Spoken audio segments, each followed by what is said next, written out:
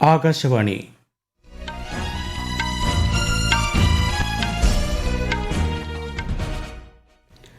നമസ്കാരം. വാർത്തകൾ വായിക്കുന്നത് അക്ഷയ് ഷാജി.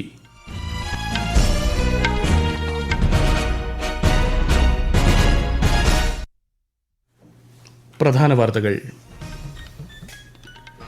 പാരീസ് ഒളിമ്പിക്സിന് തിരിതെളിഞ്ഞു. സെൻ നദിയിൽ വർണ്ണപ്പകിട്ടോടെ തുടക്കം. ഇന്ത്യൻ സംഘത്തിന് ആശംസകൾ നേർന്ന് പ്രധാനമന്ത്രി നരേന്ദ്രമോദി.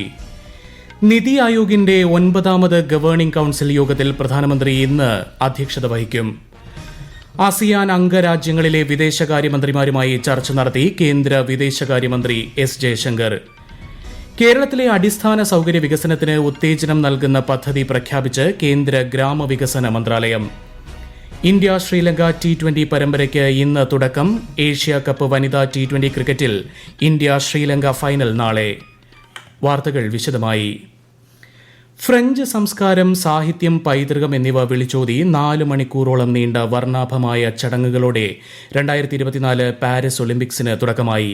കനത്ത മഴയെ വകവയ്ക്കാതെ വൻ ജനാവലി ഉദ്ഘാടന ചടങ്ങുകൾക്ക് സാക്ഷ്യം വഹിച്ചു. ഒരു റിപ്പോർട്ട്. പാരീസിലെ സെൻ നദിയിൽ ഏകദേശം 7000 അത്ലറ്റുകൾ ബോട്ടുകളിൽ പരേഡ് നടത്തിയ പുതുമയാർന്ന ഉദ്ഘാടന ചടങ്ങിൽ French president Emmanuel macro 2024 Paris Olympic ഗെയിംസിന് തിരിതെളിഞ്ഞതായി പ്രഖ്യാപിച്ചു. 3 തവണ ജൂഡോ ചാമ്പ്യനായ ടെഡി റൈനർ ഒളിമ്പിക് ജ്വാലയിലേക്ക് അഗ്നി പകർന്നു. ഒളിമ്പിക് ഗെയിംസിന്റെ ചരിത്രത്തിൽ ആദ്യമായാണ് ഉദ്ഘാടന ചടങ്ങ് പ്രധാന സ്റ്റേഡിയത്തിന് പുറത്ത് ഒരു നദിക്കരയിൽ നടക്കുന്നത്. PV സിന്ധുവും ശരത് കമലും ഇന്ത്യൻ സംഘത്തിന് നേതൃത്വം നൽകി. വിവിധങ്ങളായ കലാപരിപാടികൾ മിഴിവേകിയ ഉദ്ഘാടന ചടങ്ങുകളുടെ ഭാഗമായി 500 നർത്തകർ പോണ്ട് നോത്രദാമിനും പാരീസ് സിറ്റി ഹാളിനും ചുറ്റും നൃത്തം അവതരിപ്പിച്ചു. ഫ്രാൻസിലെ മുൻനിര പോപ്പ് താരങ്ങളിൽ ഒരാളായ അയ നക്കാമുറയും റിപ്പബ്ലിക്കൻ ഗാർഡിന്റെ ഓർക്കസ്ട്രയും പോണ്ട് ഡെ ആർട്സിൽ പരിപാടി അവതരിപ്പിച്ചു. അമേരിക്കൻ ഗായികയും ഗാനരചയിതാവുമായ ലേഡി ഗാഗയുടെ പ്രകടനവും ചടങ്ങിന് മാറ്റുകൂട്ടി. അടുത്ത 2 ആഴ്ചയ്ക്കുള്ളിൽ ഒരേ എണ്ണം പുരുഷന്മാരും സ്ത്രീകളും മത്സരിക്കുന്നതിനാൽ ചരിത്രത്തിലെ ആദ്യത്തെ ലിംഗസമത്വ ഒളിമ്പിക് ഗെയിംസ് ആയിരിക്കും പാരീസ് 2024. ഇന്ന് നടക്കാനിരിക്കുന്ന തുഴച്ചിൽ, shooting, tennis, badminton, table tennis, hockey, boxing എന്നീ ഇനങ്ങളിൽ ഇന്ത്യൻ താരങ്ങൾ മാറ്റുരയ്ക്കും. News desk, Akashvani. പാരീസ് ഒളിമ്പിക്സിൽ പങ്കെടുക്കുന്ന ഇന്ത്യൻ കായിക സംഘത്തിന് പ്രധാനമന്ത്രി നരേന്ദ്രമോദി ആശംസകൾ നേർന്നു. ഓരോ കായിക താരവും ഇന്ത്യയുടെ അഭിമാനമാണെന്ന് ശ്രീ മോദി സമൂഹമാധ്യമത്തിൽ കുറിച്ചു. എല്ലാവരും ഒളിമ്പിക്സിൽ തിളങ്ങുകയും കായികക്ഷമതയുടെ യഥാർത്ഥ ചൈതന്യം ഉൾക്കൊള്ളുകയും ചെയ്യുമെന്ന് അദ്ദേഹം പ്രത്യാശ പ്രകടിപ്പിച്ചു. പാരീസ് ഒളിമ്പിക്സ് ഉദ്ഘാടന പരിപാടിക്ക് നിമിഷങ്ങൾ ശേഷിക്കെ ഇന്നലെ ഫ്രാൻസിന്റെ അതിവേഗ റെയിൽ ശൃംഖലയ്ക്ക് നേരെ ആക്രമണമുണ്ടായി.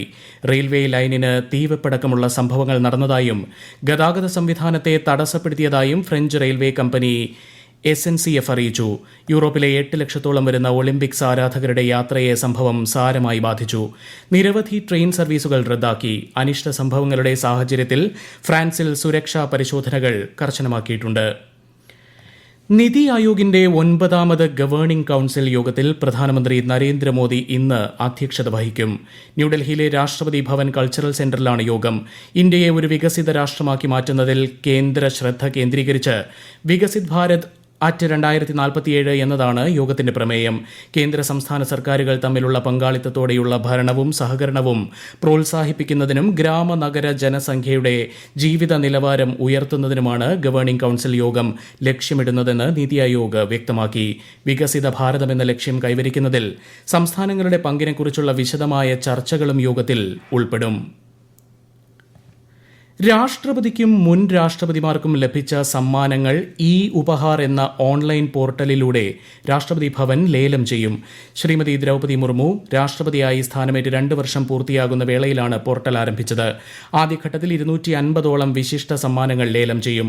അടുത്ത മാസം 5 മുതൽ 26 വരെയാണ് ലേലം. താൽപര്യമുള്ള വ്യക്തികൾക്ക് upahar.rashtrapatibhavan.gov.in എന്ന പോർട്ടലിൽ താൽപര്യപത്രം സമർപ്പിക്കാം. ലേലത്തിൽ നിന്ന് ലഭിക്കുന്ന മുഴുവൻ തുകയും നിർധനരായ കുട്ടികളെ സഹായിക്കാൻ നൽകും. ലാവോസിലെ വിയന്റൈനിൽ വിദേശകാര്യമന്ത്രി എസ് ജയശങ്കർ ദക്ഷിണ കൊറിയ, സിംഗപ്പൂർ, ഇന്തോനേഷ്യ, മലേഷ്യ വിദേശകാര്യമന്ത്രിമാരുമായി കൂടിക്കാഴ്ച നടത്തി. ആസിയൻ സഹകരണ സംഘടനയുടെ നേതൃത്വത്തിൽ നടക്കുന്ന വിദേശകാര്യമന്ത്രിമാരുടെ യോഗത്തിന്റെ ഭാഗമായാണ് കൂടിക്കാഴ്ച. ദക്ഷിണ കൊറിയൻ വിദേശകാര്യമന്ത്രിയുമായി നടത്തിയ കൂടിക്കാഴ്ചയിൽ ഇരു രാജ്യങ്ങളും തമ്മിൽ തന്ത്രപ്രധാനമായ മേഖലകളിൽ സഹകരിക്കുന്നതിൽ ധാരണയായി. സംഘാടക രാജ്യം എന്ന നിലയിൽ ഇന്ത്യ ആസിയാൻ സഹകരണം പുതിയ തലത്തിലെത്തിക്കുന്നതിൽ സിംഗപ്പൂരിന്റെ പങ്ക് വളരെ വലുതാണെന്ന് ശ്രീ ജയശങ്കർ വ്യക്തമാക്കി. ഇരു രാജ്യങ്ങളും തമ്മിലുള്ള ഉഭയകക്ഷി ബന്ധങ്ങൾ മെച്ചപ്പെടുത്തുന്നതിനും ധാരണയായി. ഇന്ത്യ ആസിയാൻ ബന്ധം മെച്ചപ്പെടുത്തുന്നതിൽ ഇന്തോനേഷ്യൻ വിദേശകാര്യമന്ത്രിയുടെ പങ്കിനെ പ്രകീർത്തിച്ച ശ്രീ ജയശങ്കർ മലേഷ്യൻ വിദേശകാര്യമന്ത്രിയുമായും വിശദമായ ചർച്ചകൾ നടത്തി. യൂറോപ്യൻ യൂണിയൻ വിദേശകാര്യ ഉന്നത പ്രതിനിധിയുമായും അദ്ദേഹം കൂടിക്കാഴ്ച നടത്തിയിരുന്നു. ഏഷ്യൻ ഡിസാസ്റ്റർ പ്രിപ്പയർഡ്നെസ് സെന്ററിന്റെ അധ്യക്ഷ സ്ഥാനം ഏറ്റെടുത്ത് ഇന്ത്യ.